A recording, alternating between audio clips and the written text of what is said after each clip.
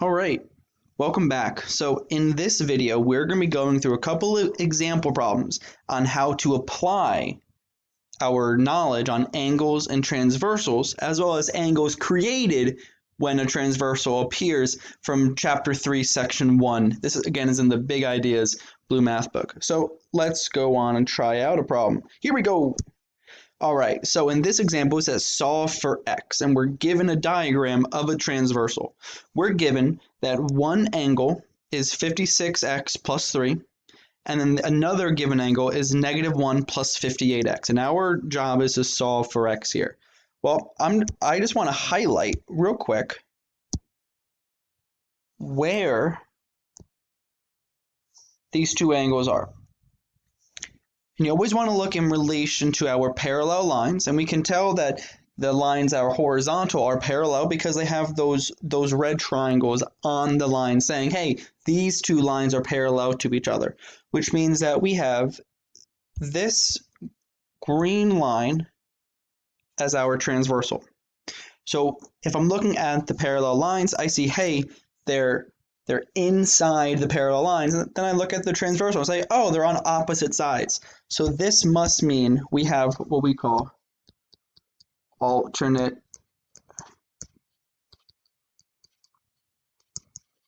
interior angles.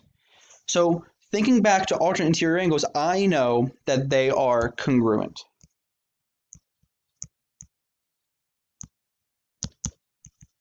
So since I know that they are congruent, I can set 56x plus 3 equal to -1 plus 58x because they're congruent. So 56x plus 3 is equal to -1 plus 58x. And now it says solve for x. So now we just have a multi-step equation. We want to get our variables to one side, our constants to the other side, and then we want to solve for x. I notice I have 56x on the left and 58x on the right, so I'm going to move the variables over to the right-hand side. That way I stay positive. I need to subtract 56x on both sides. They cancel out.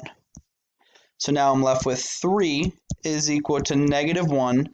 Now 58 minus 56 is 2, so plus 2x.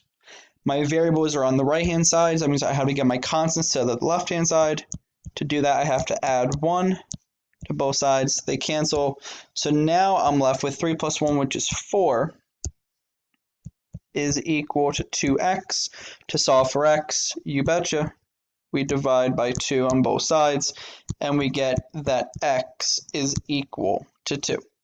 If this question said, hey, what is the value of each degree? What we would do is we would take that 2 and plug it into either one of the expressions because they're congruent. So if we plug x being 2 in the 56x plus 3 or in the -1 plus 58x, it doesn't matter. They're still going to give us the same degree measurement, which happens to be, what's that, 50, that's 112, 115, by the way.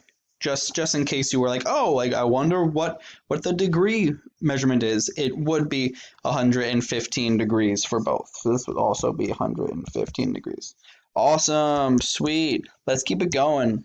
So now in this diagram, I'm still going to try and find my parallel lines. I'm going to try and find transversal. So I'm going to highlight where my angles are. And I'm going to highlight my transversal. That way, visually, it's going to assist me here. Okay, so looking at my two angles, one angle given as 7x plus 10, and the other angle given 10 plus 9x. I see they're on the left-hand side of my transversal. So we call them same side, which is great, right? So we can narrow it down. We say same side. And now in relationship to the parallel lines, I see both of those angles are inside my parallel lines. So these are what we call same side interior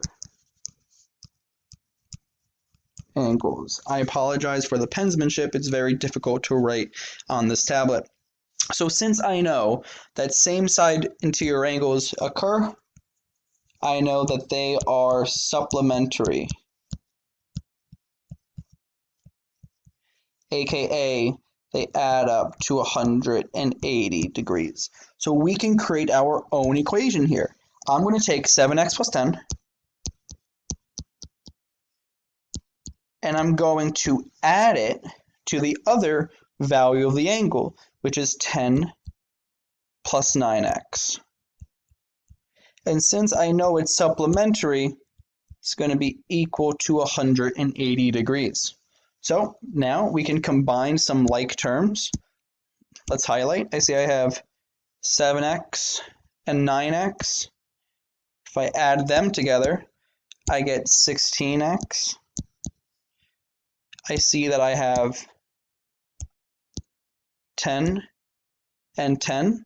So together I get 20. That's still equal to 180. I want to get that 16x all by itself, so I have to subtract 20 on both sides. I'm going to have to shift over just a little bit. Let me just break it up. There we go. So we have 16x is equal to 160. Actually, let me do that in green for you.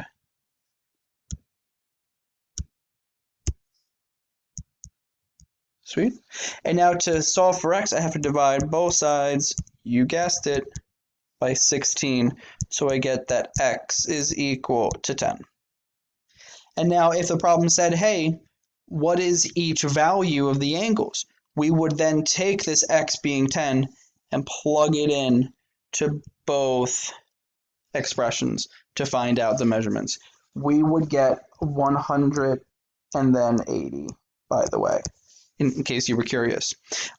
All right, folks, great job today. I hope this video was helpful. If you have any questions, please reach out. You're doing so well. We're so proud of you. Keep up the great work, folks. Have a good one.